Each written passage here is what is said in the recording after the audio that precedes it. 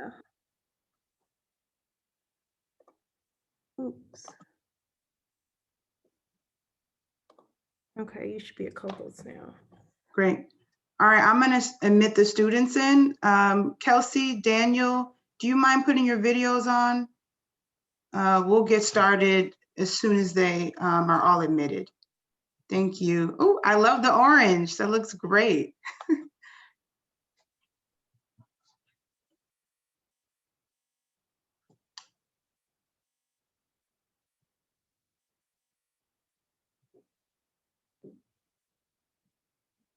All right, welcome everybody.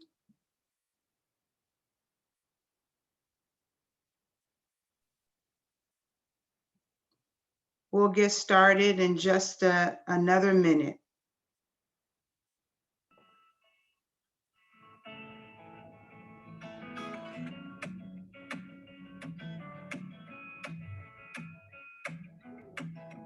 White lips, pale face, breathing in snowflakes, burnt lungs, sour taste. Lights gone, days end, struggling to pay rent, long nights, strange men. They say she's in class 18, stuck in her daydream. Been this way since 18, but lately her face seems slowly sinking, wasting, crumbling like pastries. And they scream the worst things in life come free to us. Welcome everyone.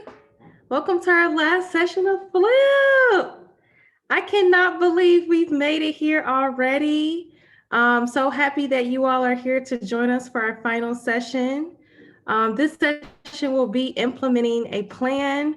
We're going to have some amazing speakers for you today. And I want to also thank everyone who came on the field trip last Saturday. We had a blast. We're going to upload those pictures and send them out to you. We're going to put them in a Dropbox and we're going to email them next week. But yeah, welcome to our final session. So today's speakers, we're going to have Daniel Camo, who's Associate Policy Analyst at CMAP. We're going to have Kelsey Putlock, who's Associate Planner here at CMAP. And then we're going to have Nina Idamudia, I think I got that right, who's Assistant Commissioner with the City of Chicago. So our agenda today, we're going to do a quick homework share bag. Then we're going to learn more about putting a plan, putting it all together, basically recapping everything we've learned over these last 3 weeks. And then we're going to have that guest speaker, Nina. And then we're going to do a fun activity where we're going to do SMART goals based on some of the issues that we've brought up in some of our discussions over the last couple of weeks. So for the homework share back, this time you guys can go ahead and unmute yourselves and feel free to share. But based on the prioritizing investment activity that we did, how did the activity go? What did you prioritize? What was important to you for your community?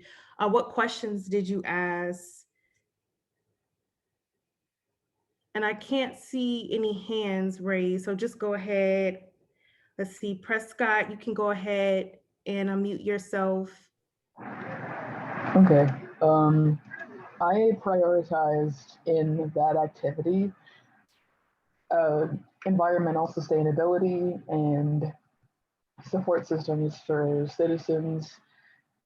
And I feel like those things have a much higher long run dividend payback than some of the other options that had to do with like installing certain kinds of roads that tend to cause more risks and harm than they do public good. Like I couldn't see the benefit in some options. So and I also asked a paramount question in my mind as to why we couldn't, and I understand why, because it's supposed to be a simple activity that didn't take ages, but I wanted to factor in some of the real world diplomacy and like serious decision making and compromises that can come with city planning and budgeting for city planning in the real world, where you can in fact split good sections of your budget that would have gone toward an entire project and put it into two smaller projects, or maybe allocate different funds from a different area in order to create more money in the budget for both projects.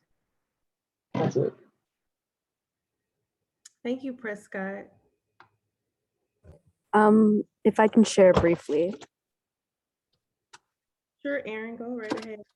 All right, I apologize if I cut out. My internet is not the most cooperative, but I just want to give my impressions of week 3. I thought the activity was really interesting in, figuring out like coalition building as well as finding common ground, because you had wildly different personas.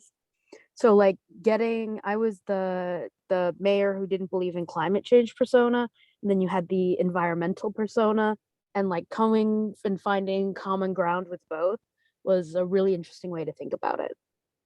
And it was a really interesting exercise. I enjoyed it immensely. That's actually a really great point, Aaron.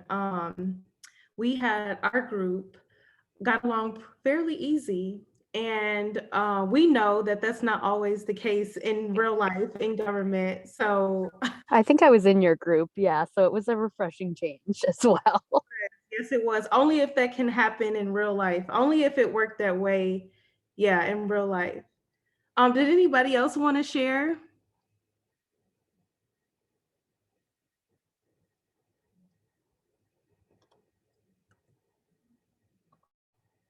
Did any specific topic trigger strong reactions or opinions and others when you ask some of those questions? I think Prescott's hand is raised again. Or was that from an earlier comment, Prescott? I know I raised it again. Okay. Okay. Some of the most visceral reactions I feel like I had is the idea that some of the biggest issues in some minds are always to maximize output into shortcut solutions. So this is more about the homework than it was the activity. And because I did fill out and figure out what kind of funds I would allocate to different resources if I was in charge of planning for my community. But the fact that there's constant like short sheeting around things that are very real and serious issues that should take priority in some cases. Environmental sustainability is a very much so something of huge importance to both the here and now and in the long run. But one of the biggest things that should take government officials, like state or city government officials' attention, is infrastructure and making things safer, more livable, making living in the community an equitable experience and to minimize risks. But instead, those funds are typically like drip fed to operations. Like currently in my community, there's a bridge that is literally torn in half, and a huge connecting road, Cermak, is being redirected from like a 3-lane on a much bigger bridge, only about 20 feet behind the current construction site, is being bottlenecked into a single lane road paved with simple traffic cones and basically driftwood or balsa wood signs with poor lighting. And the same crane and rubble has been in that area, stationed there for what has to have been several weeks now. And it's because the workers are not being compensated enough to complete that work in a much more timely fashion. And the risks now are much greater than they would be if that road had been redirected completely and the project had been completed in a much shorter span of time. And that poor allocation of funds in favor of, let's do something to maximize jobs in the community, or do something to, let's host this random community event that very few people actually attend, or let's retrofit some of the luxury areas in the police and fire stations. There's so many things of serious importance that get brushed aside in favor of what I feel like are superfluous financial decisions.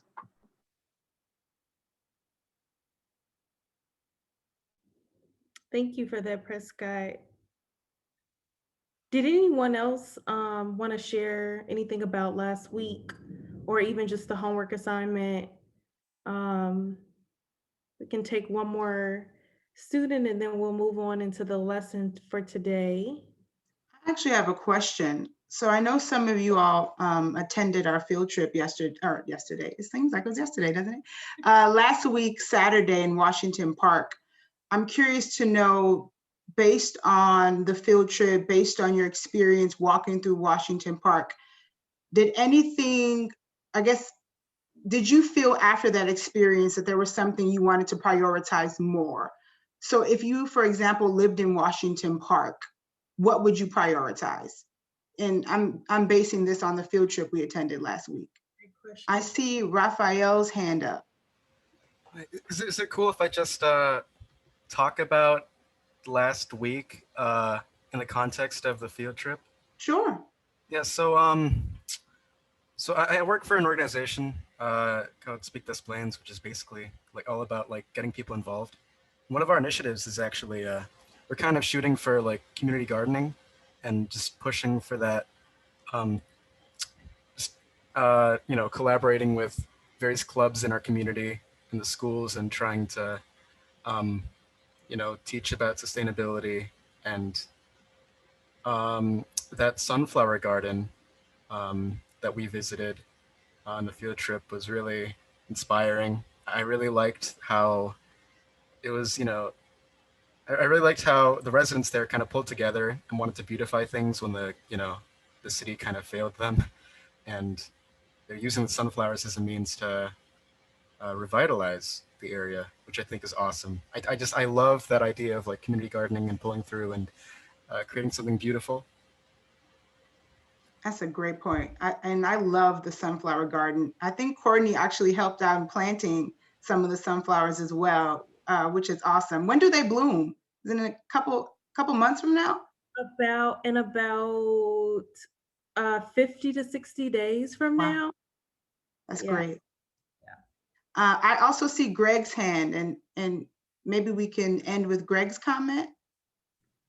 Yeah, I'll be fast. But one thing I really liked about the field trip, especially seeing like Boxville, was the focus on small enterprises and, encouraging that. So, which is why for the homework, I kind of focused on smaller grocery stores and like making it easier to be a small grocery store. And then I tried to tie that into like building prosperity and how it's like better, like small businesses are better for the community because they continue investment compared to these big stores. So yeah, that's one thing I took away from that.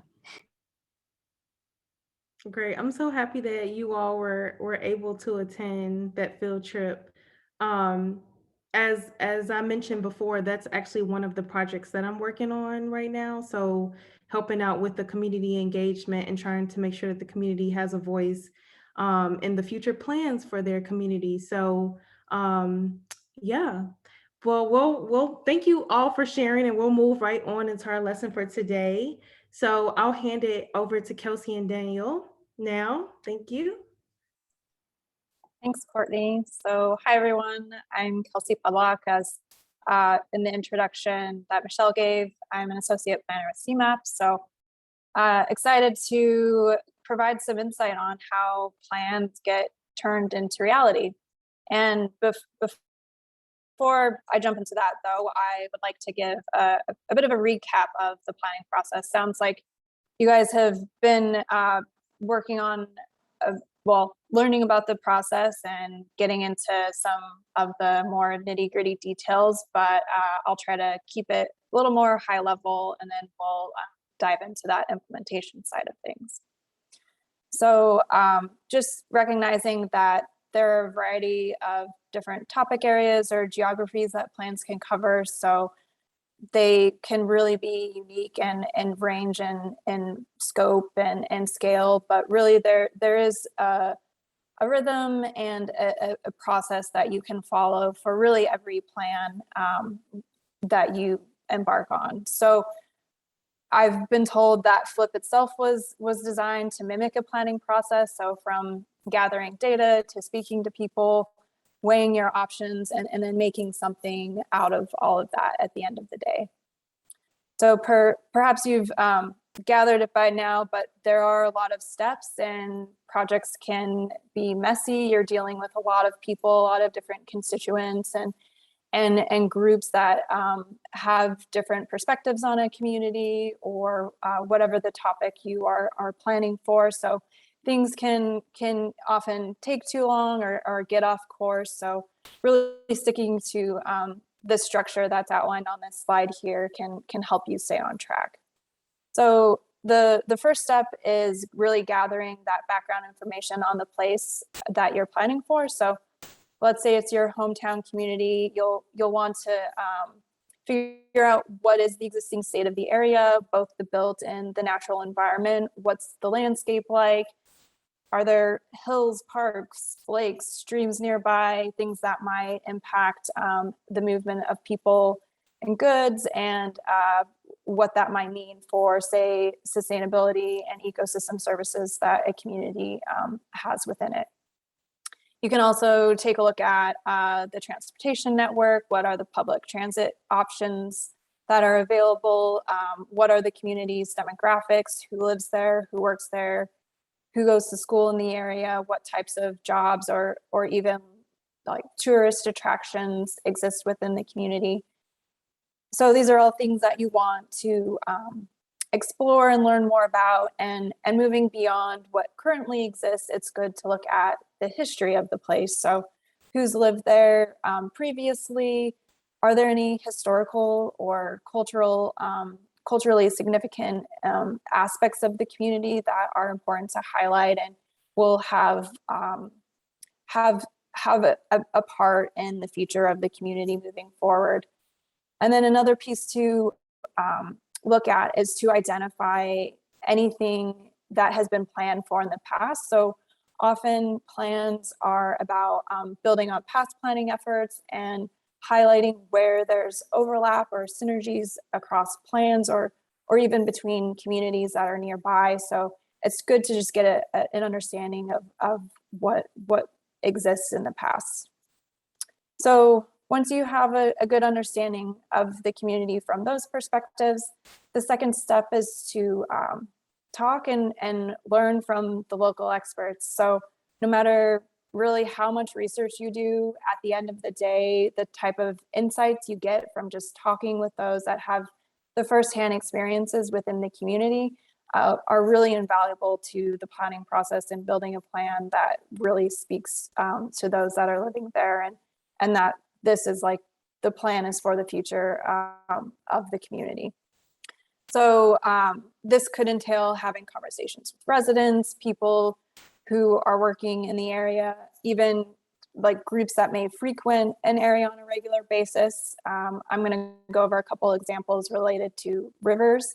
And often if you're doing a plan around a river, you want to talk to those that are recreating on it, or the ones that are more of the experts with regard to managing, say, a waterway. So those might be some one-off like niche groups that you may not necessarily think about talking with. Let's see, and then talking with your community and those that are really a part of the community. We often call them stakeholders, but talking with them early on from the beginning is really important, so that you can develop trust if it's not already there, and then really begin to build support and buy-in for your project. And engaging with individuals throughout the project, this can help craft more meaningful recommendations and ultimately impact the success and implementation of your plan.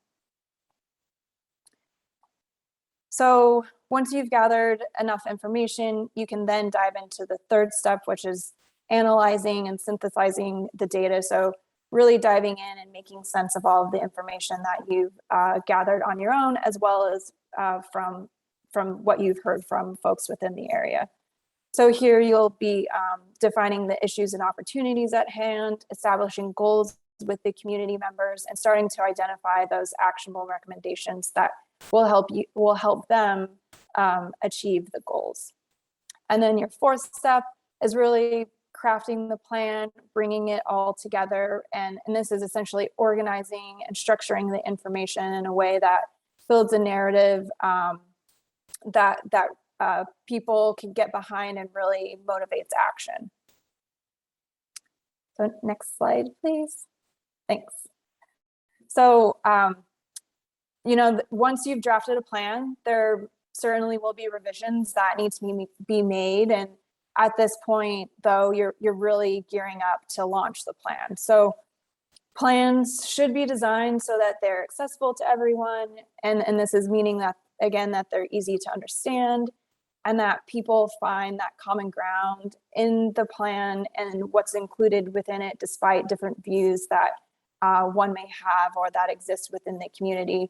So at the end of the day, launching it from a more official or technical standpoint, and from the government side of things often means getting it officially adopted or accepted by the community, which is just another way of saying the community is accepting the goals and is agreeing to work towards implementing the actions laid out in the plan. But there's certainly a lot more, and isn't as like streamlined or official sounding as that, or I should say, I don't want it to sound boring. Launches are really an exciting piece, and it's really like a new start and beginning for the community. So it really should be a celebration and an exciting moment for them. So often when a plan is launched, communities will host a party per se, a community gathering, and it's a really great way to recognize that the plan wasn't easy to put together. It's a really big accomplishment for the community. And it's also a great way to just thank everyone that contributed to the plan's development and just sort of like a big hurrah at the end of the day.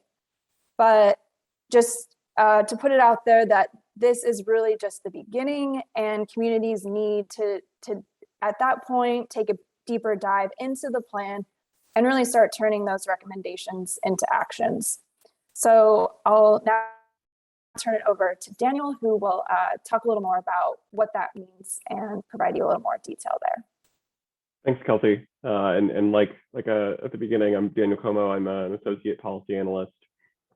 So I'm actually a policy analyst as opposed to a planner within CMAP. So within the universe of CMAP, you have people doing all kinds of work.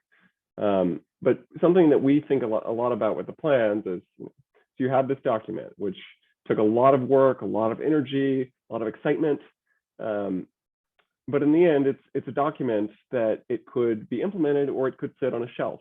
And we generally don't want them to sit on a shelf.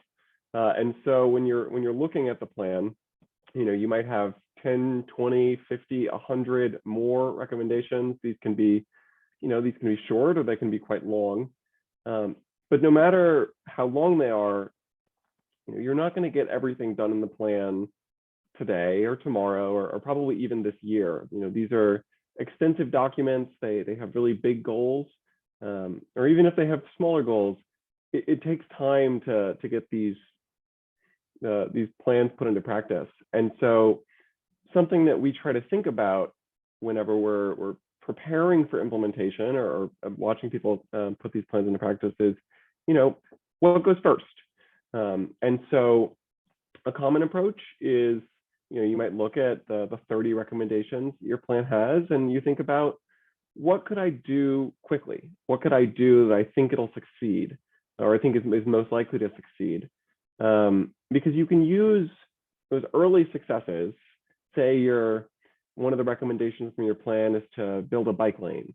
And building that bike lane might take some time, but today you might be able to put out some cones and show that a bike lane works. Or you might be able to tweak a policy, allow people to set up tables, in the curb to eat outside during a pandemic, just to, reference something that might have happened in the last year. And those quick things that you can do relatively cheaply, relatively fast, those can show that a plan is working. And so we try to find, even when developing a plan, you try to find things that you think can be done soon or quickly to show that this is worth investing time and energy in, and that the plan can succeed. But you also, not everything in the plan is going to be quick. Not everything is going to be easy. And there's a lot of work and time that might be going on behind the scenes to get these larger projects done. In any of the infrastructure projects that we as an agency are recommending, or that any planning agency is going forward with, there's a bunch of different stages. You can look at funding and design and engineering and construction, and then more construction and testing, all before you might actually have something that you can say is done, that you've finished your recommendation. And some of those stages, construction, you can see that's quite visible. But the work that's going on before, the design, the engineering, that's behind the scenes. But you have to start putting the time and the energy in now, because those are the sorts of things that are going to ultimately support, a new bridge, a new bike path. The different funding and steps that go along the way, they're complicated. They might be kind of annoying. They can be back and forth, and lots of different people are involved in lots of different agencies. But ultimately, that is what you have to do to get these things done. And if the goal of the plan is to improve the lives of you and your neighbors, those are the sorts of steps that are going on, whether behind the scenes or out in front, so that we can take these bold goals at the beginning of a plan and actually turn them into something that you can see, you can ride, you can take advantage of. And so I'm going to talk about one of those examples that you might have been able to take advantage of in the region. But before that, I'll turn it back to Kelsey to talk through some river plan examples. Thanks, Daniel. So yeah, I wanted to give an example that is essentially a river-oriented plan. It's called Our Great Rivers. It was launched in 2016, so about 5 years ago. This was a plan that was developed by the Metropolitan Planning Council in partnership with the City of Chicago, a nonprofit group called Friends of the Chicago River. CMAP helped with this, and many other partners. So the plan is ultimately for the 3 rivers that run through the city. You may all be very familiar with the Chicago River, but there's also the Calumet River and part of Des Plaines that run through the city's limits. So the idea was to figure out what is the vision in the future for our rivers, and how can the rivers help the quality of life and improve the city at large. So the 3 overarching goals that came from this plan were to create inviting, productive, and living rivers. So inviting means creating riverfronts where people want to go and hang out, relax, say have some food or drinks on the riverside, enjoy the views. Productive means supporting the jobs and the economic activity that occurs along the river. A really good example, we have a couple of cement companies within the city, and those are really important to just building, also infrastructure, improving roads. So getting cement to places via the river is a lot easier than on our roads. So that is a huge productive component to the rivers within the city. And then living acknowledges that rivers aren't just for people, they're home to plants and animals. So ensuring that the spaces are protected and healthy for them to thrive is equally important. So when the plan was developed, there was a lot of emphasis on developing actionable recommendations. So the process is guided by 2 advisory groups, one which led and sort of defined the what you would say more like lofty vision and goals for the plan. And then there was one that was a resource group, which helped take the recommendations and goals that this group that was providing more of the vision and bringing them down to reality and making them more actionable and feasible once the plan was adopted. So, in doing so, this helped get a good understanding for who would be leading implementation and what recommendations are more tangible within the short and long term, and the appropriate time frame for everything. Next slide, please. So I just wanted to point out that the goals and recommendations for this plan were broken up into short, mid, and long-term goals by decade. So 2020, 2030, and 2040. And this is a way to help just prioritize when you have, say, 30-something recommendations and goals within your plans. This is a way to be able to sort of categorize them and be able to monitor where and when recommendations are implemented.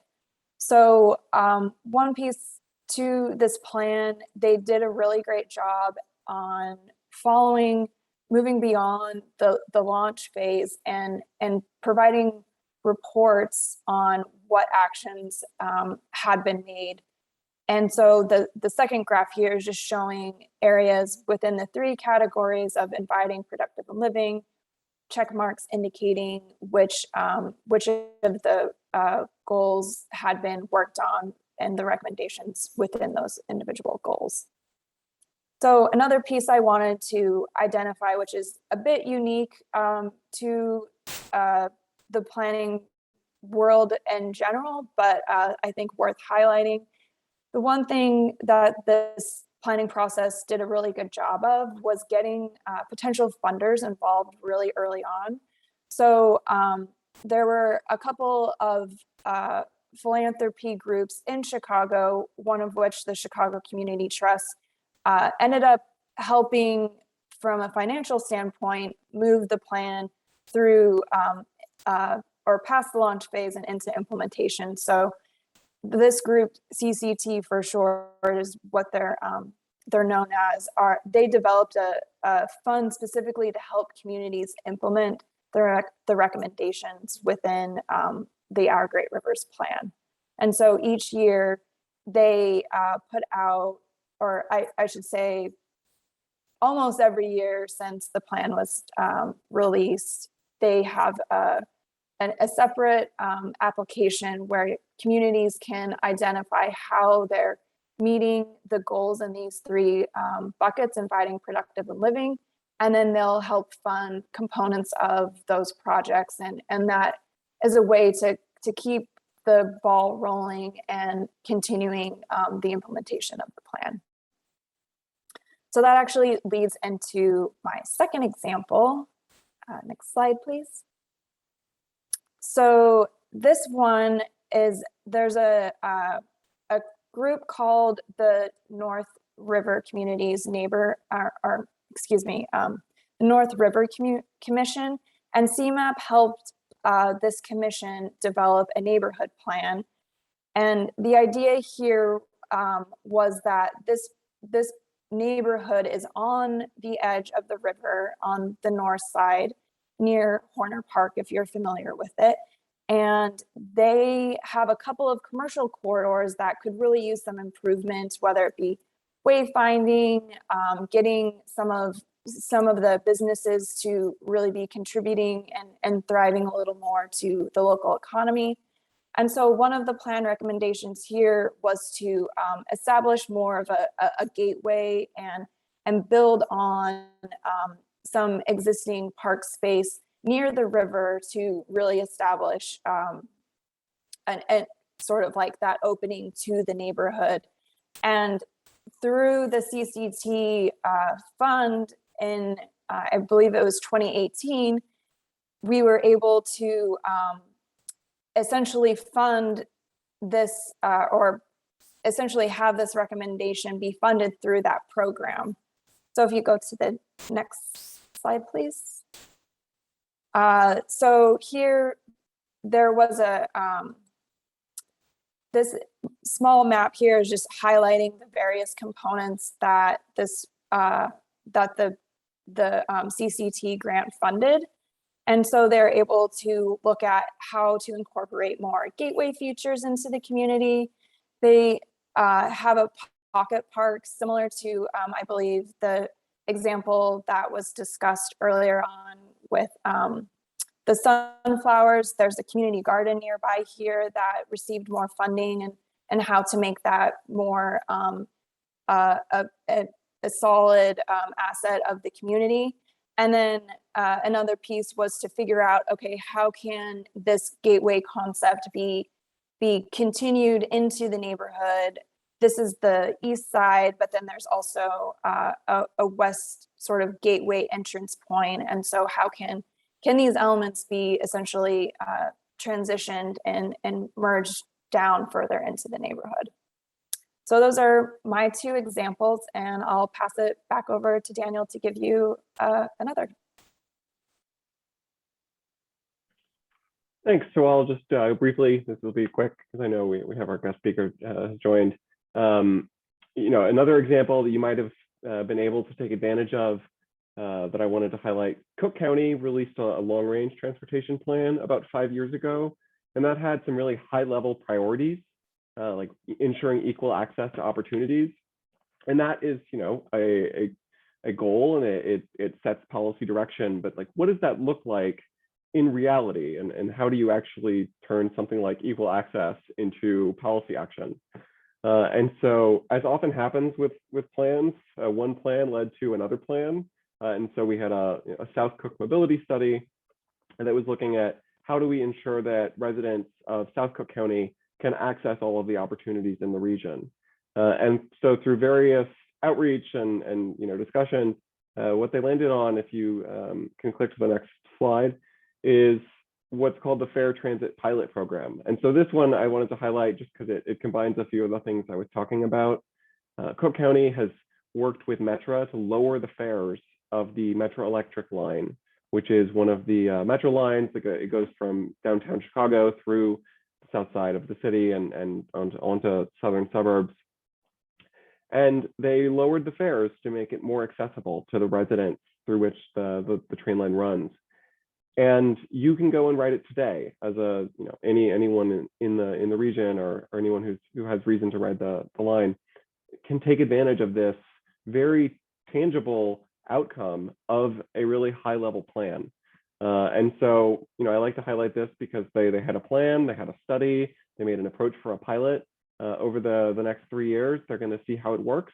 And based on that pilot, you know, that'll inform future implementation. And so, you know, implementing these plans, you know, it can be pilots, it can be changes, but it should always continue to be some sort of iterative process where we're seeing how does it work? How are people experiencing it? How can we make it better? And how can we really continue to achieve the goals that we set out in our original plan? So I think that concludes our portion. It's now my honor to introduce our guest speaker for today. So our guest speaker is Nina Idamudia. As a native Detroiter, Nina Idamudia, AICP, understands firsthand how the built environment shapes the lives of society's most vulnerable populations. She started her career as a planner for the city of Los Angeles, but she is currently serving as an assistant commissioner for the city of Chicago in the Department of Planning and Development. Nina specializes in equitable community development, inclusive outreach strategies, and organizational innovation for planning agencies. She's a graduate of the University of Michigan and the University of Southern California. She has 2 awards from the American Planning Association and was also honored with a Shira Award by Los Angeles Councilmember Curran Price Jr. for her community leadership. She was recently elected the first Black president-elect for the Illinois chapter of the American Planning Association. So it's my honor to say, welcome, Nina. We look forward to hearing from you today. Hello. Good afternoon, everybody. It never, whenever I hear my bio out loud, I'm like, are they talking about me? Thank you for that introduction, Daniel. Yeah, so we'll just hop right in it. I am going to, I think I'm a little bit more of what would I say, kind of an informal speaker. And that's how I would like to approach this. I want everybody to just like relax and have a good time. You know, sometimes when we get into the ins and outs of land use and zoning, it can be a little boring, right? Even though it entertains me, I'm not assuming that it's going to entertain you. So really excited to be here and bring this information to you all, and hopefully, you know, I want it to be conversational. So if you have questions, I'll be looking at the chat and we'll answer them as they kind of come in, but just kind of want the vibe to be a little fun. You can go ahead to the next slide. So there was already the introduction with that very lovely bio. And if you can't tell, I really love those pictures I took. Those professional headshots were very cool. So just want to kind of re-emphasize, you know, I'm a Michigan grad. In undergrad, my degree was in African American Studies and Women's Studies. So I do not come from a very traditional planning background. Growing up in Detroit, I just really loved and thought about a lot how my community didn't have the same resources as some of the other neighboring communities that I lived in.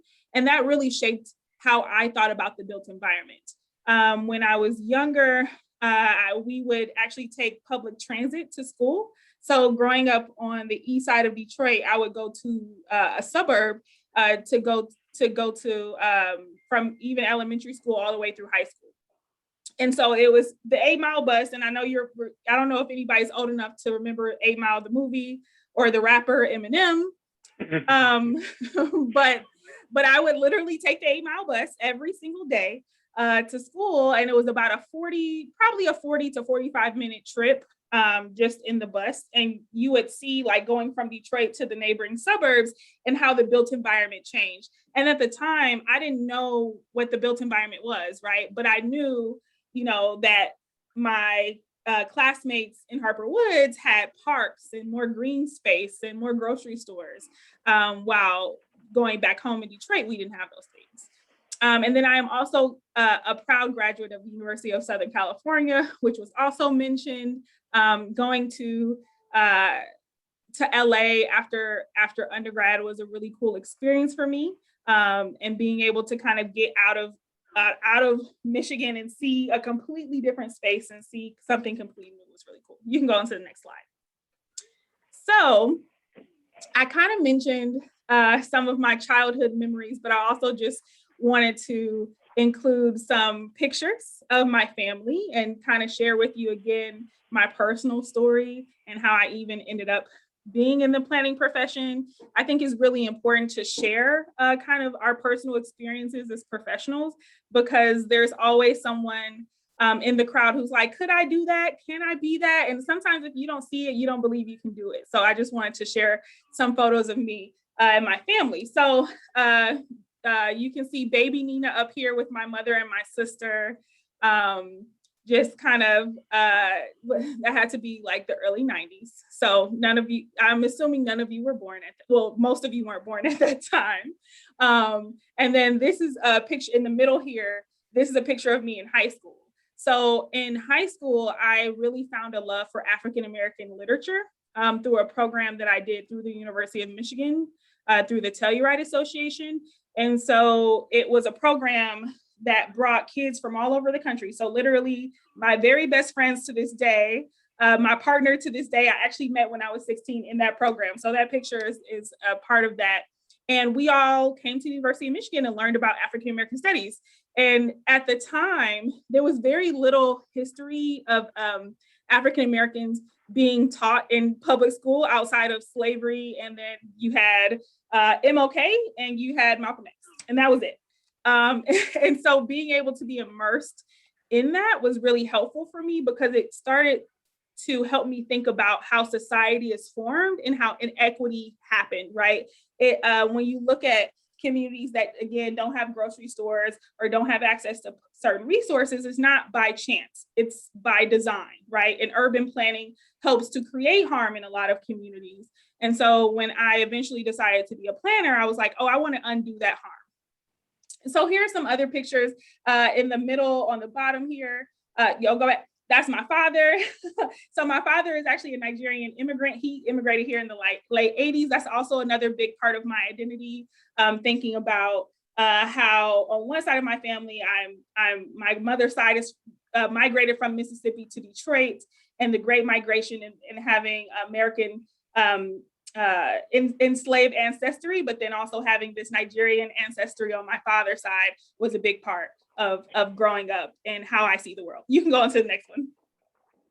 Here are some more pictures from more recently. I have my line sisters up here in the top left-hand corner. I'm a member of Delta Sigma Theta. So in undergrad, I decided to join a sorority, which is a service sorority. We do a lot of work in the African American community, but also just beyond that.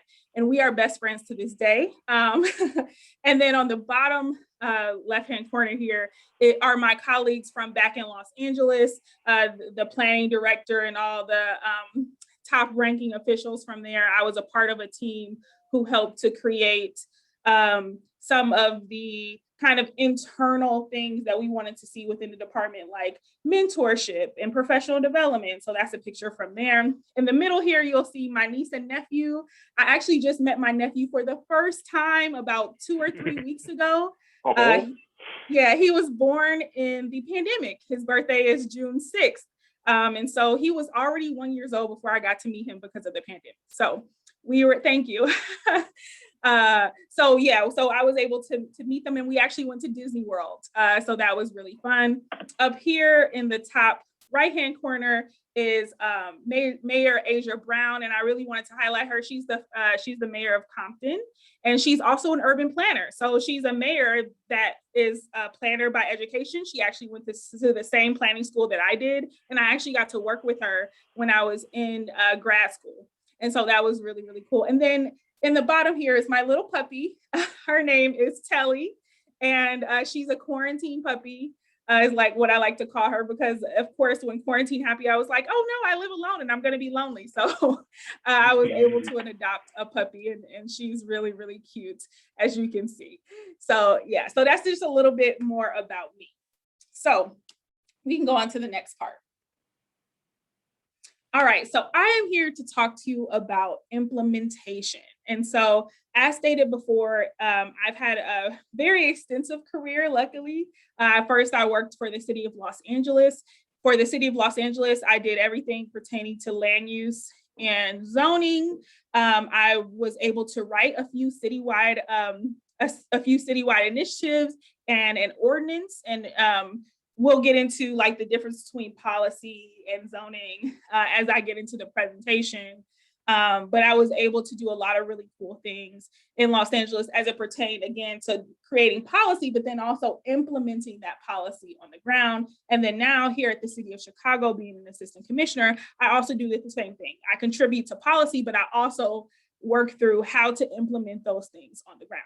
So the example that I'll be showing you today is a very exciting one. So June 17th of this year, we were able to get our City Plan Commission, which is a legislative body here in the city of Chicago, to adopt an equitable transit-oriented development policy plan.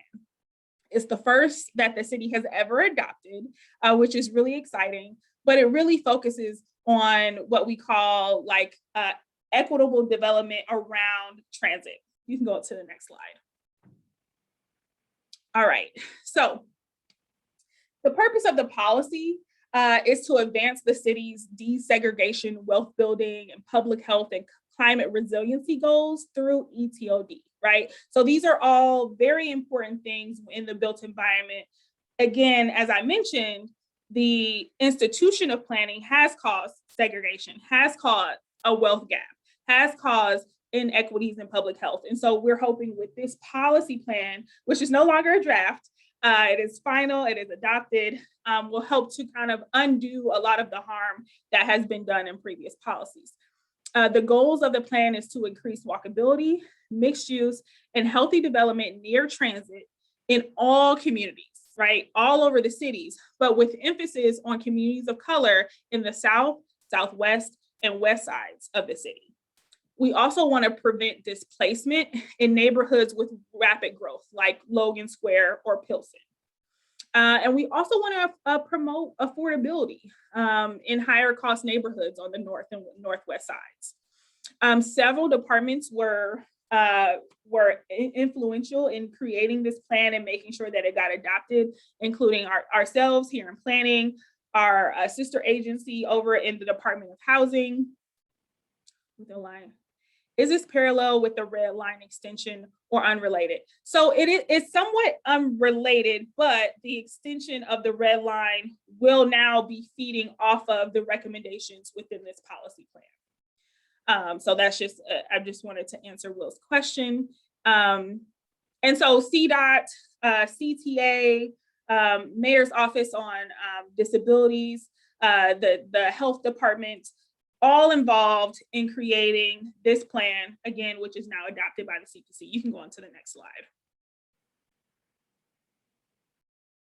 All right, so you may be wondering, Nina, you're saying ETOD like we know what that means. Okay, well, let me explain it to you. So equitable transit development is development that enables all people, regardless of income, race, ethnicity, gender, immigration status, or ability, to experience the benefits of dense, go back, dense mixed use, nope, other way.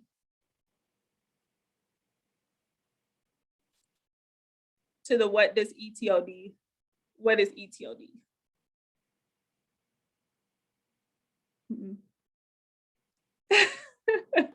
Go back the other direction.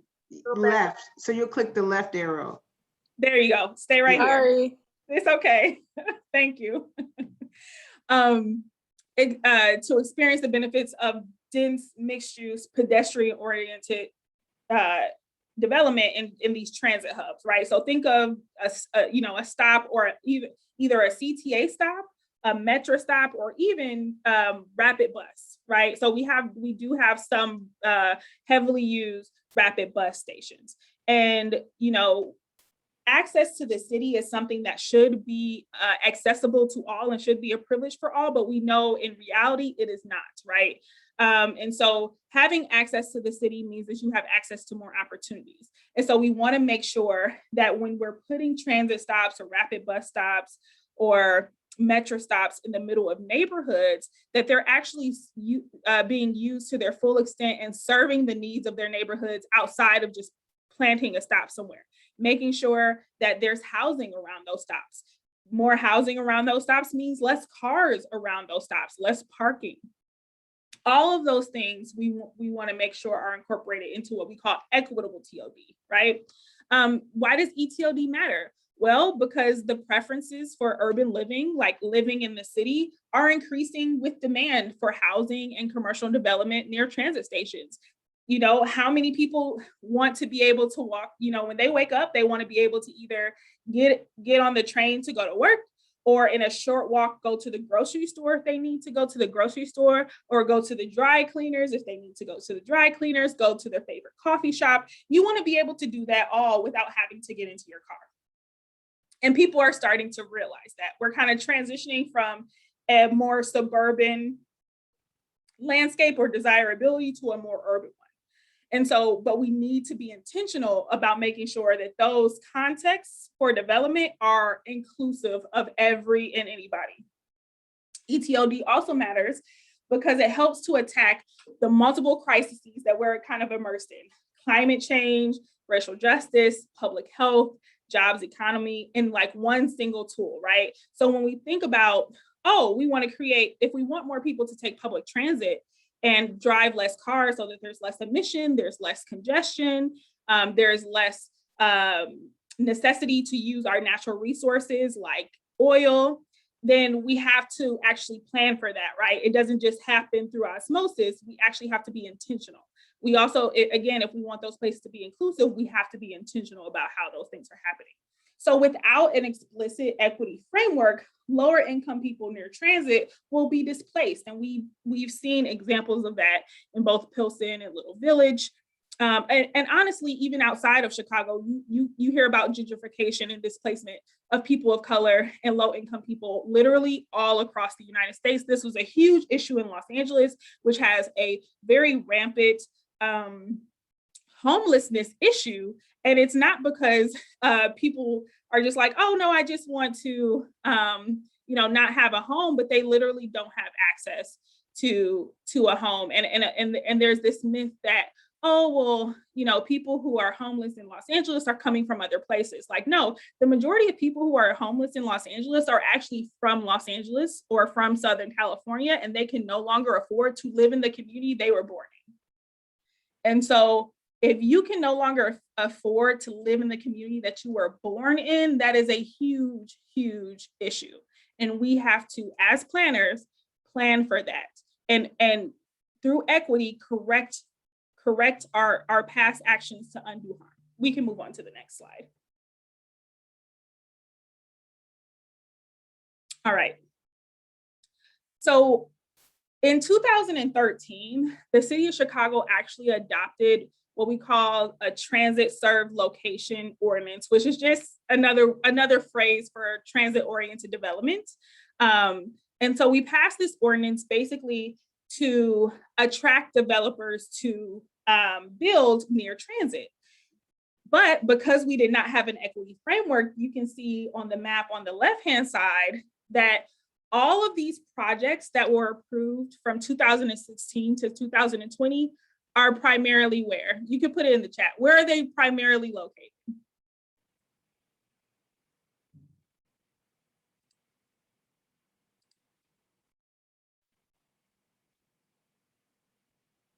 Okay, north side, northwest side, north side of Chicago. Yep. So without this equity framework, we can see if we just let developers build where they want to build, even with us having incentives for that development, they all land in the more resourced and wider parts of our city, right? And again, that's not by accident. So after being able to evaluate that data, we went back to the table and said, what can we do to make building in Black and Brown communities easier, but also make sure that those Black and Brown communities don't get displaced once they see that development. And so that's where the TOD plan came from. We can go to the next. So some of the highlights of the ETOD plan, there's lots and lots of recommendations. If you ever want to go to City of Chicago /ETOD, you can see the entire full final plan. But here's just an excerpt of some of the strategic priorities within the plan. So building the city's capacity to actually support ETOD. How can we have an annual ETOD performance? How can we elevate our community engagement standards and requirements around developers coming into communities and saying, I'm going to develop around transit, making sure public land near transit is for public benefit. The city of Chicago has lots of land that it actually owns itself. And how do we develop those, or how do we give those away in a way that makes sense and actually feeds the public need?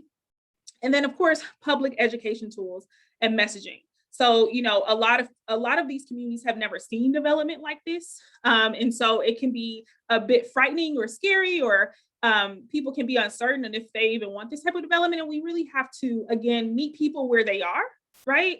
We can't assume as planners that, oh, we just have these big fancy ideas and people should believe us. It's not that simple. And I'm sure you've kind of learned that over your time in Flip.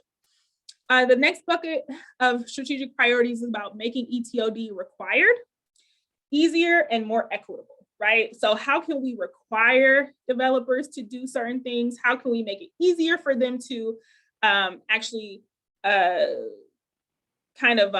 what's the word I'm looking for? Like if we give them a requirement that they can actually fulfill that requirement, like make it easier for them to fulfill it. And then also, again, as you can see from the map, how can we make that more equitable? So we talked about updating the ETOD ordinance, which is a tool of the zoning code in order to actually get implementation, right? So even in the policy plan, we're talking about implementation. How do we prioritize ETOD in our existing funding programs? Everything takes money. We live in a capitalist society, right? And so if we want to see these things done, how do we make sure that we ourselves as the city is funding them so that people know that we're serious about getting ETOD on the ground? How can we improve pedestrian infrastructure? Again, this is kind of like another implementation tool. How do we actually improve the physical space in order to make sure ETOD is done? And how can we promote housing affordability and accessibility? Working with our partners at both the Department of Housing and CHA, we're able to make sure that affordability is kind of baked in to some of those developments that we're seeing closer to transit. The last group of priorities are about embedding ETOD principles into Chicago's citywide planning process. So you may have heard that the city of Chicago is actually creating its first comprehensive plan.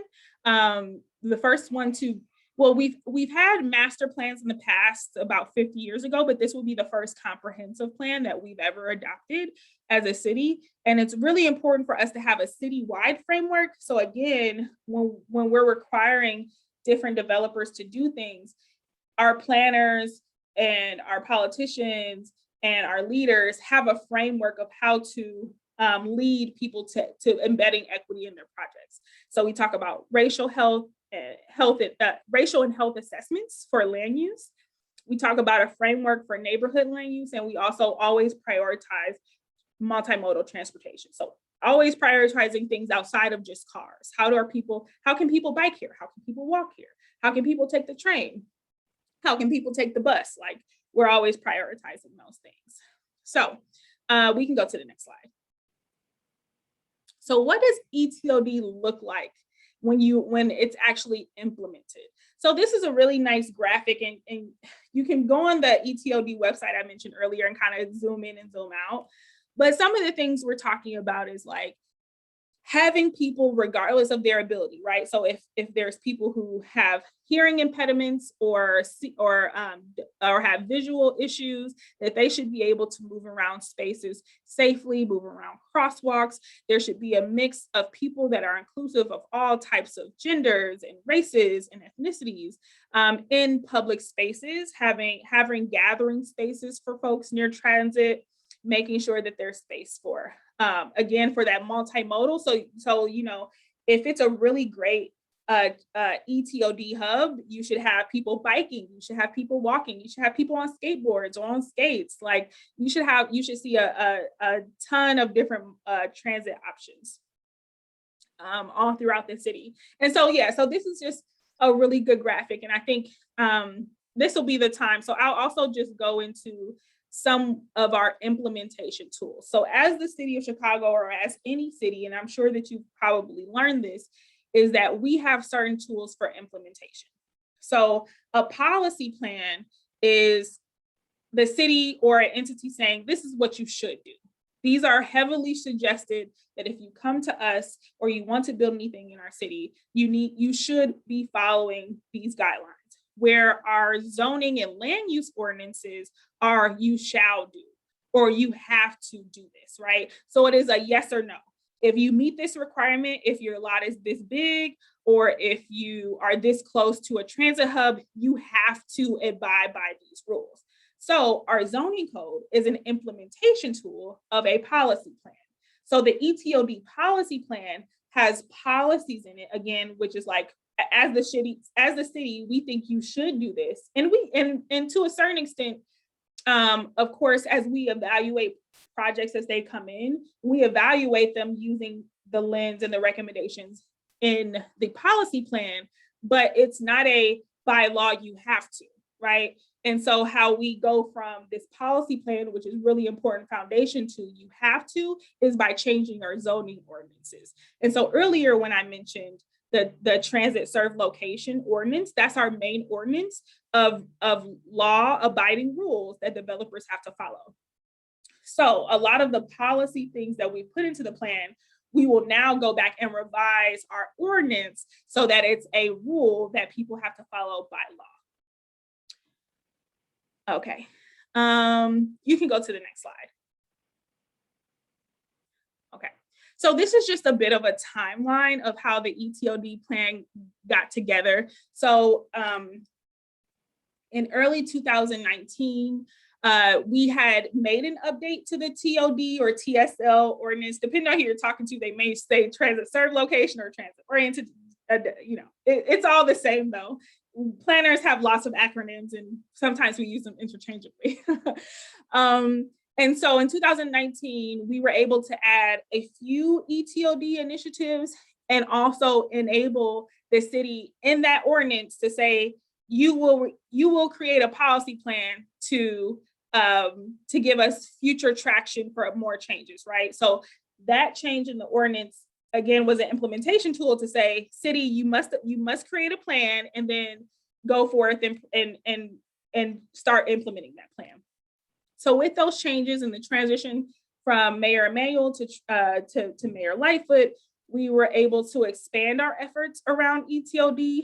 We had a working group prior to Mayor Lightfoot coming on board that was only about 10 people. And then because it's something that she really believes in, and boy, does she believe in it, we actually expanded that stakeholder group to 80 people. And so the stakeholder group is made up of city officials like myself, community members, and different organizations that really embody the principles of ETOD. And so in order to create the plan, there was lots of workshops. There was a 45-day public comment period on the proposed plan. And then we were able to actually adopt the plan, like I said, in June 2021. And then in that same month, right after we got adopted, we launched our pilot program, which is another implementation tool. So remember, we talked about how money makes the world go round and how the city has to allocate money as a resource in order to put its money behind its values. So as soon as we were able to adopt this plan, we put out a call for pilot projects for community-based ETOD projects, right? So if you're a community member, no matter what part of the city you live in, you could submit an idea for how to make either an intersection or a block or wherever it was near transit more accessible or a better like an ETOD environment.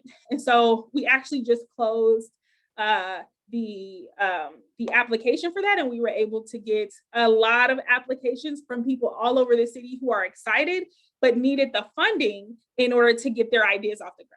And so this is the city's way of saying, we're going to put money behind our policy in the public realm, but then also behind the scenes, we're putting money behind the policy by making sure that we're implementing changes both in ordinances and other places. So it's kind of like a two-pronged approach. You can go to the next slide.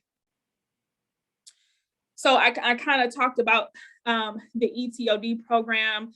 So, we'll be selecting between 5 and 10 projects, and we'll fund them somewhere between $7,500 and $10,000 per project, which is really, really exciting, especially since it's all community generated. So it's like whatever they think, whatever they know they need, because the community are the experts. We'll come out, we'll fund it, we'll use our resources as CPD, DOH, CDOT, the whole city in order to get their pilots off the ground. So again, that's one implementation tool that we have. You can go on to the next.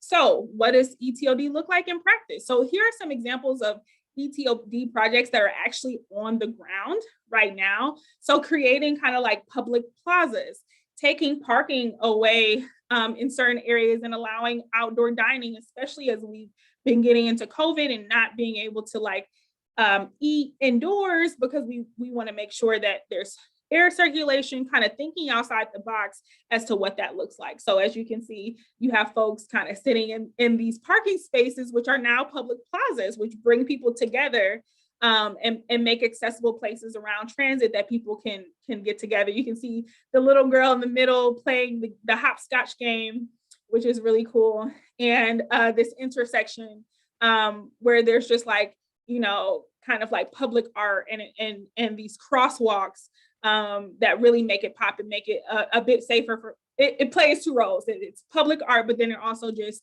makes it safer for pedestrian and bikes to interact with complicated crosswalks. So you can go to the next Another thing we look at, and probably what most people think about, is kind of like those mixed use or residential buildings right near transit.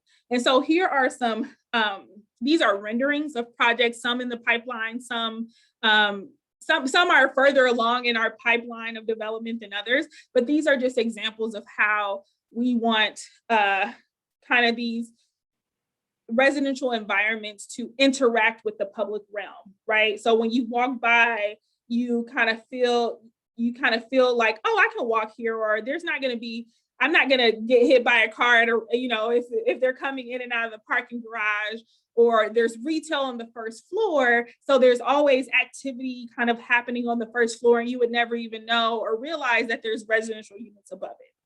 You can go to the next. Here's a very real example of an ETOD project. It's the Emmett Street housing. It's an affordable housing complex, 100% affordable in Logan Square. You may have heard of it. Go to the next slide.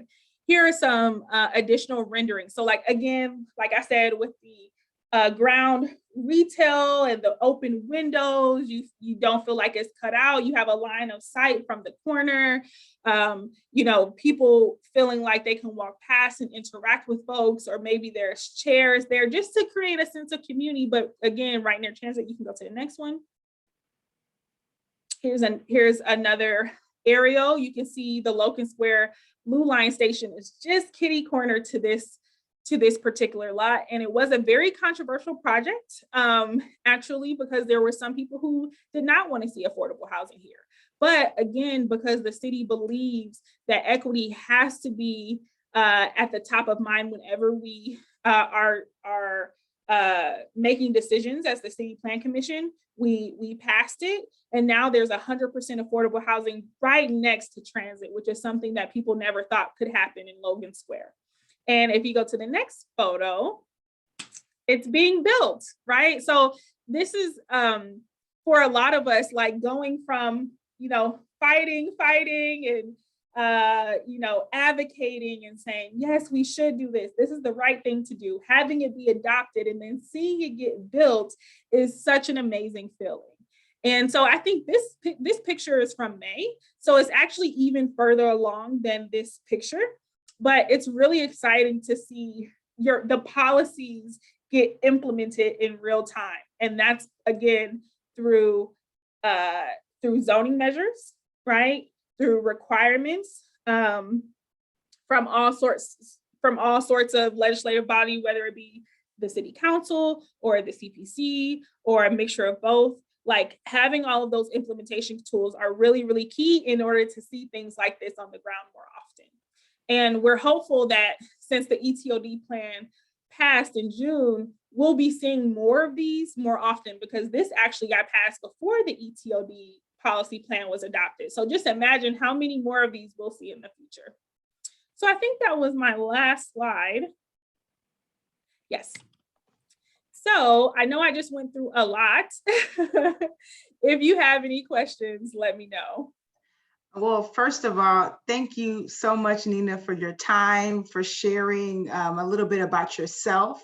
You brought that human touch to your presentation, and also some of the work that you're doing with equitable transit-oriented development. This is a fantastic presentation. I'm looking forward to seeing some of the work the City of Chicago will be doing. So we do have a few minutes for questions. So please feel free to use the chat. You're also welcome to use the raise your hand feature, but we definitely want to make sure we get all questions answered during this moment. So I see there's one question from Kevin. Let's see. Yeah, so it says, what made you interested in this field? I think, again, going back to that story I told you about me taking the bus as a kid, like literally, I think I started in 4th grade, like taking that very long bus ride from Detroit to the suburbs. And I think that really influenced my notions or thinking about the built environment. But I did not have the kind of words to understand what it was, even though I knew something was off. And then once I started to in high school learned more about African American history and the African diaspora.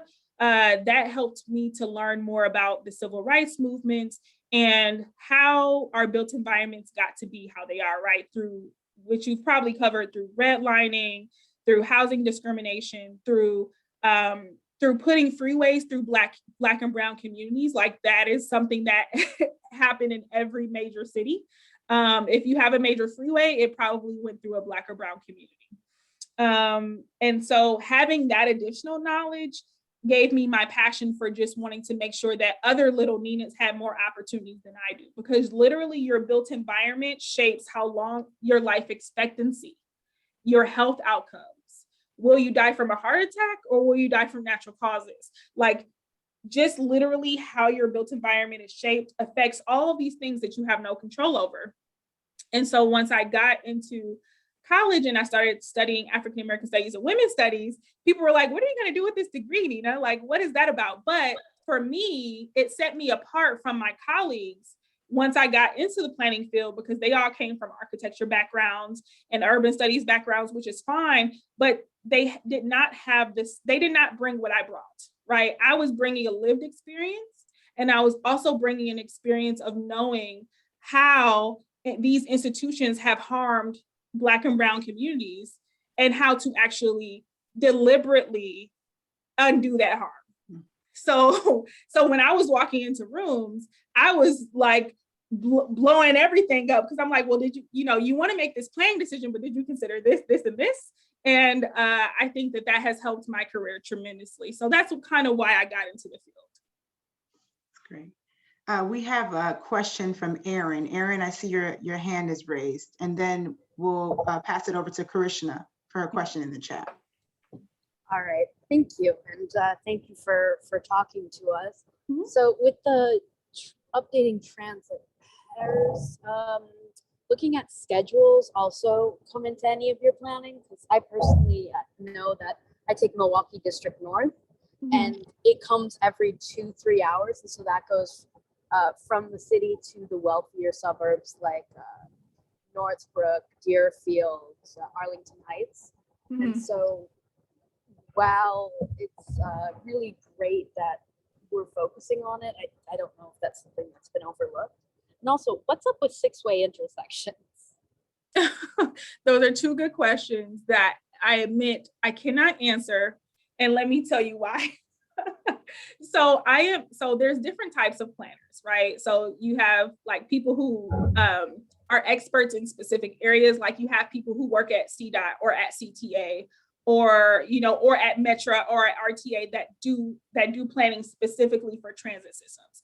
I have always been a planner who focused on the land uses around transit. So I'm not a transit planner. So I don't look at what time train A leaves versus what time train B leaves, which is a very important job. It's just not the job that I do. I've always loved just looking around land use around transit. So even in Los Angeles, I worked on the transit neighborhood division for the city of Los Angeles.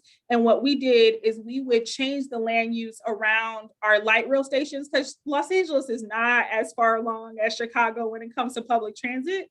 But we would change our land use plans around our transit stations to make them more dense, to incorporate affordability and raise ridership along like light rail and bus rail. So I've always focused on the land use part, not the transportation part. So sorry, I can't answer your question, but I'm sure hopefully somebody else will be able to. All right, thanks again. No problem. Nina, Karishna has a good question in the chat, and I feel like it would take both CMAP and you to answer this question. But yeah. What different roles do city departments like DPD and organizations like CMAP play in creating and implementing plans? Yeah, so I can take a stab at it from a city's perspective. So regional planning agencies and local planning agencies are something that you see all over the country. It's no different. I mean, Chicago has CMAP in the city of Chicago. LA had the city of Chicago, and then what we call SCAMP, which is Southern California, something. But it would be the equivalent to our CMAP. And so from my perspective, and also just like on a land use perspective, the city controls the zoning code. right? So we control the rules for what gets implemented on the ground. Like we have sole jurisdiction over that, other than any mandates that may come from the state or from federal guidelines. But we work really closely with regional planning agencies to understand how your jurisdiction works and ebbs and flows with the cities around you, right? So it's like, you know, yes, the city of Chicago has this, but how is it affecting the city of Evanston? Or how is it affecting the city of Berwyn? And that's when having that regional planning agency convene all of those different players is really, really important to understand the landscape of the entire region. And there's some things when it comes to sustainability or water management that go beyond just one agency deciding what's best for everybody else. There has to be another convener there. And so that's what I would say is like the relationship, they really have to work together and rely on each other in order to make some of those things happen. So interested to see how CMAP would interpret that question. I was actually going to pass it over to Kelsey as a planner at CMAP, if you had anything to add to this. Yeah, I mean, Nina, I think you just hit the nail on the head there. Of CMAP is really a huge convener for the region, and that role of bringing communities together and thinking about one another and your surroundings as you develop a plan for yourself. Often the actions that take place within your community are going to impact those around you. So I think that's a very big piece there. And to the point of whether it be water resources or your transportation network, these are infrastructure, both built and natural, that cross multiple jurisdictions. Right. And so having someone that can speak to the larger systems and provide some direction from that perspective is very helpful for all of the communities within. Awesome. So we're actually almost running out of time. So we can take one more question, then we will head into the breakout rooms. And if anybody has to leave early, just let us know. We likely will be going a bit over for today's session, but if you have to leave early, just let us know and we will make sure you're not put in the breakout room. So final question for today. I see Seth had the question first. Let's see. It's fine. She's not a transit planner, so I don't know if mine would really pertain to anything. Yeah, I'm looking at your question, but I don't think I can answer it. I'm so sorry, Seth. We do have a question from Will. Do private developers see this plan as an opportunity or a hurdle? That is a very good question. That is a very good question. So I think we have some really good actors that see it as an opportunity. They rise to the challenge. They're like, okay, if you're going to make it required, I'm going to rise to the challenge. And then we have others who may not be as good actors, or may not be wanting to sacrifice some of their bottom lines, because a lot of these amenities that we're asking for near transit cost money, or they cost square footage, right? So it's like, oh, we're going to require you to build a public crosswalk or a paseo or have public access to X, Y, and Z. And they're like, oh, you're taking square footage away from me to create, or to rent out or to make another unit or to do this or to do that. But ultimately, it has to be for the greater good. As a planner, we have a code of ethics. We don't do things because it will work out for the developer's bottom line. We do it because it's the right thing to do for the community. So it just depends on who you're asking, but I think of it as an opportunity, and a lot of developers can rise to the occasion to do it, but you'll always have those folks who think it's a hurdle, which is why it's best in that implementation tool to have it in the zoning code. So it's required by law instead of, oh, you should do this and we can kind of push you in that direction. Like having it on paper and saying you have to do this is much easier for us to enforce. Thank you, Nina. Again, just thank you for your time, your expertise. We think the presentation today is a perfect segue into the activity students will be getting into in just a moment, which is implementing their own ideas. So they're gonna be thinking about an idea they want to implement, and we're going to help them sort of walk through what that idea is and some tips on how to implement it. So again, thank you so much for your time, and we will hand it over to Kelsey to get us into the activity. I do want to mention this.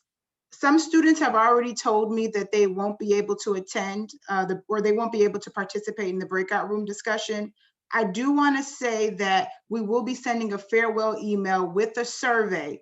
So please look for an email from us next week if you have to head out early today. But we'll spend about 10 minutes doing this breakout room activity, and then we'll come back to share back briefly and then close out. So we should be done in the next 15 minutes.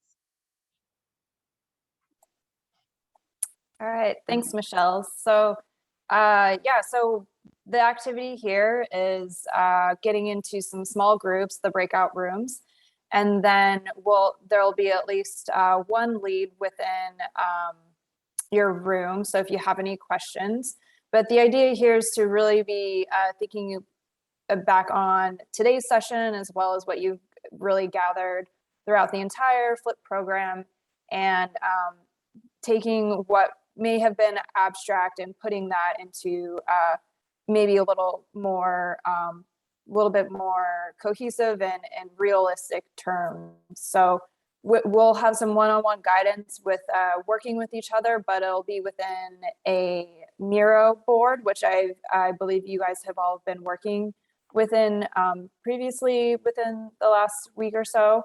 And then we'll start to dissect what issues that you see within your communities, and then the types of steps that you might take to improve upon them. So yeah, as Michelle has mentioned, there is an Excel spreadsheet that will have your name to identify your ID and where within the Miro board you will be working. So when you're working on your page, the one thing that we are going to ask is to use the SMART method. So this is thinking about how, if you're thinking of a particular idea, or thinking about how you want to improve your community, thinking from these 5 different points. So having the idea be specific enough, having an end goal, or yeah, just enough detail to really understand what you're getting at, having it be measurable. So how will you know that the goal is met? How can you identify when there isn't any change? Is this idea attainable? So is it actually feasible, whether it be from a physical standpoint? Is it installing a bike lane, or stopping climate change, which is a much larger endeavor? And so understanding, yeah, like the level of feasibility there, that's what attainable is trying to get at. And then is your idea relevant? So how does it help your community? Is it really what your community needs, or is speaking to the interest or their overall vision for their future? And then time bound is looking at what actually, from like a time perspective, is needed to get these get your idea done, or is it even feasible within, oftentimes plans are 10 to 30 years in range. And so thinking along, what is your timeline, and is it feasible within the time that you have for your project? So those are the types of things to be thinking through as you work on this activity. Thank you, Kelsey. So again, we'll have 10 minutes in breakout rooms, and then we'll have 5 minutes to share back what was discussed. So we're gonna launch the breakout rooms right now.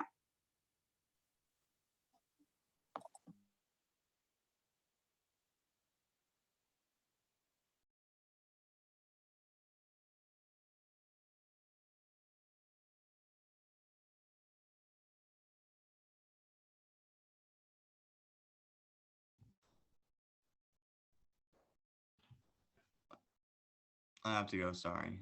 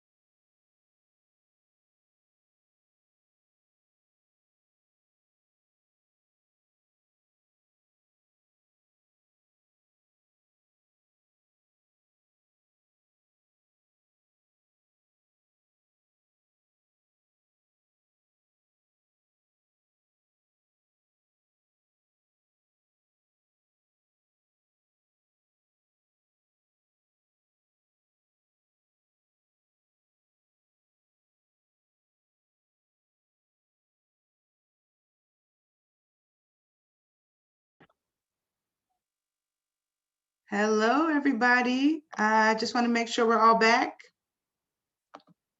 I think we are, Courtney. Yes? Okay, perfect. So in the next couple minutes, I really want to take this time to actually have everybody share what they wrote in the mural board. Actually, Tolu, if you don't mind, I'm just going to not use the PowerPoint. So I want to see everybody's faces. Thank you. So if you can, in like 30 seconds, because we're already out of time, just briefly share what you wrote, what your idea was. You don't have to give us the full details, but I just love for everybody to sort of hear from one another on what they want to see implemented. So I'm going to go to the chat and just ask folks to briefly share what they had written in the board. So we'll start off with Connor. Hello. So my board was board 32, and my idea is establishing a board of neighborhood tenants to ensure neighborhood affordability and collective bargaining rights of apartment/condominium occupants, and then focusing city ordinances and plans around the collective bargaining rights of said occupants. Great, thank you, Connor. All right, I'm passing it over to Ellie Snyder. I didn't write it down, but just like communal umbrella stations at bus stops and train stations, just for convenience, I guess. Great. Next is Greg Schaefer. Creating a pilot program, maybe in the ward or something, I don't know, to support and encourage small businesses through, first of all, like funds to lower the barrier to entry of starting a business, and then changing the zoning so it's easier to build local businesses in like mostly residential areas. Thank you, Greg. Jonathan. Ngo, but yeah, thank you. Yeah, I put down affordable housing mainly because there's a lot of homeless and low income people who would need more accessible housing, and having something like that, more affordable housing, will give more people options and will help them, try to get back up on their feet. Great, thank you, Jonathan. Okay, next is Kevin. I said rebuilding sidewalks in my neighborhood. Great. Next is Karishna. My idea was to install protected bike lanes, especially on highway underpasses, to make it easier to bike between neighborhoods that have been split up by highways. That's great. Thank you. Prescott.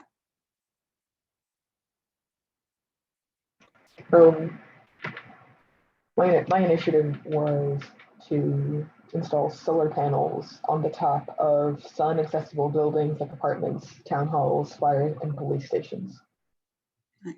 Nice. Quentin. Can you hear me? Yes.